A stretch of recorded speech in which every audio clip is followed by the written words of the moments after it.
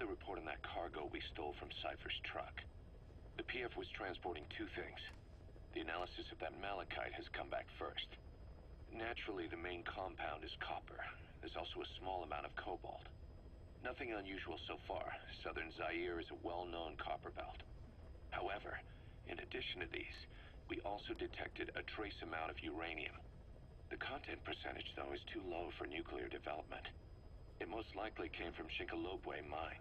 That's where the uranium in that area comes from. The mine's closed, as all the high-purity uranium ore dried up a long time ago, but you could probably still find it there in small quantities. That said, there are plenty of other uranium mines that are in operation, like in Niger, Namibia, South Africa. Why go to an abandoned mine to scrape up whatever's left and ship it out in mass quantities without refining it? They were transporting that yellow cake too, which would suggest they have the technology to refine uranium. Anyway, that about sums it up. Unfortunately, the analysis of that yellow cake is taking a little longer. I'll let you know when it's done. Boss, sorry to keep you waiting. We finally finished analyzing that yellow cake Cipher was moving. There was nothing unusual about the composition of the yellow cake itself. Most of it was oxidized uranium, with the rest being impurities, various metals as well as traces of organic matter. What's interesting is the composition of these impurities.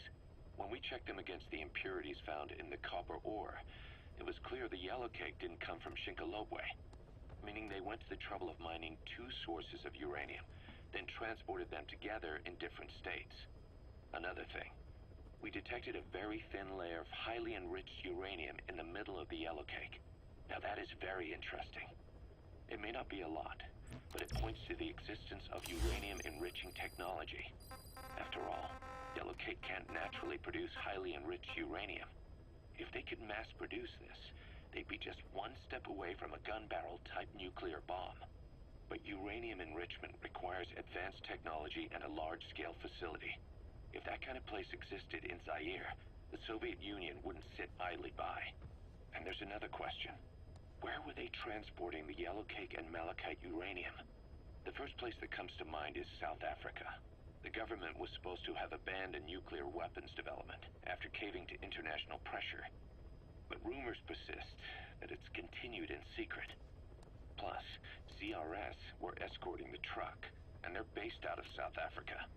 And then South Africa does have an abandoned test site. If Cipher's involved with nuclear development in South Africa. But how would that fit with their weapon to surpass Metal Gear? We need more information. Shinkolobwe. There's a name I haven't heard in a while. The U.S. bought a lot of uranium from Shinkolobwe mine during World War II for the Manhattan Project. They even sent a squad from the Army Corps of Engineers to reopen the mine after it was flooded. That's how good its uranium must have been. With that, the world's first nuclear test was a success. Shinkolobwe uranium might have been used in the Hiroshima and Nagasaki bombs too. Just hearing its name is like seeing all the phantoms of the war rise up to haunt us. But all the uranium's dried up, and the mine's been closed for years. So someone reopened it. Right. Zero-risk security seized control of the area and were forcing locals to work in it. And the Zairean government was getting a slice of what they took in exchange for looking the other way. Mobutu has to finance his tastes somehow. He'll gladly sell the rights to some old mine. The question is, why would zero-risk security do this kind of thing? Or rather, why were their employers, Cipher, interested in an abandoned mine? They'd be getting trace amounts of uranium, yet to the naked eye it appears to be ordinary malachite, meaning security would be lax.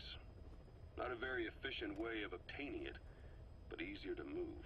But how would they enrich it at its destination? Did the yellow cake really have a layer of highly enriched uranium in it? Having trouble believing it? No. If they say it's real, then it's real. In which case, they might have some enrichment method that we don't know about. And this was to test it out? It's possible. And that would mean it's almost complete.